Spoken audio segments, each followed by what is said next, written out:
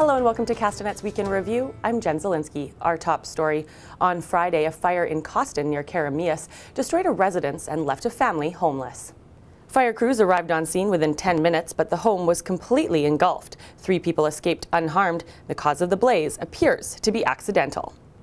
In the same region, earlier this week, fires ripped through 2 different businesses. The blaze started in a rental suite at the back of a building, then ripped through Jennifer Montgomery's new dog grooming shop, a business for which she did not have insurance. It was a very stubborn fire due to the shiplap ceiling. We weren't able to get into the attic, so we had to bring in an excavator to tear down the building, so we were able to extinguish it. The other fire broke out at the Riverbend Bistro, destroying 2 of 4 apartments and 2 hallways. In Kelowna, a blaze destroyed a garage and part of a townhouse on Hartman Road in Rutland and sent a man to hospital with serious burns. The attached garage was fully involved when crews arrived, but quick action by the suppression personnel confined the blaze to 1 unit. Emergency social services are looking after some of the occupants of the townhouse complex who were displaced.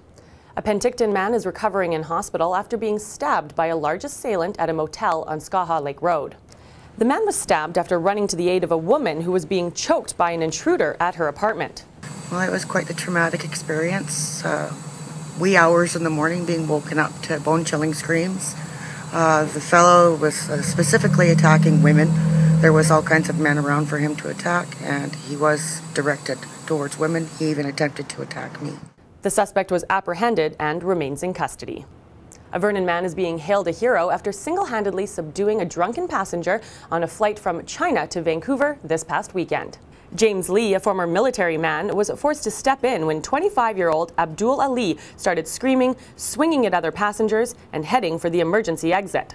You would think they'd have some better method, like whether they taser him or something, that I shouldn't have had to jump in because I'm the biggest guy on the flight, you know. Ali was arrested and sentenced to time served. He will be deported back to Australia. He also faces a 2-year prohibition banning him from drinking within 24 hours of getting on any Canadian plane or flight to Canada. 16 dogs and 2 horses were rescued this week from a rural residence in Clearwater in what's being described by the SPCA as a very disturbing case of neglect. The dogs, a breed of Labradoodle, were brought to the Kelowna and Penticton shelters with matted fur covered in feces. So when they came in, they were extremely scared, shut down quite a bit, but to be honest with you, not as severe as we expected them to be. The case is still under investigation and the dogs are not available for adoption at this time. Rutland Middle School is going all out to support a former student and first-time Olympian, Eric Nielsen. The school has been rallying around the skeleton racer for the last several months, and their initiative got so big that the city of Kelowna even joined in, proclaiming February 6th as Eric Nielsen Day. I get really nervous for him. I know he's worked so hard, and there's a lot of times I thought that maybe he would give up, but he never did, and I just hope that he's pleased with what he does when he's over there. Nielsen's parents, who attended the assembly in Eric's honor, will fly to Sochi to cheer their son on next week. With Sochi 2014 officially underway, stay tuned to Castanet for your full Olympic coverage. And from everyone here at Castanet, we just wanted to say, go Canada, go! Well, that wraps up Castanet's Week in Review. I'm Jen Zielinski. Thanks for watching.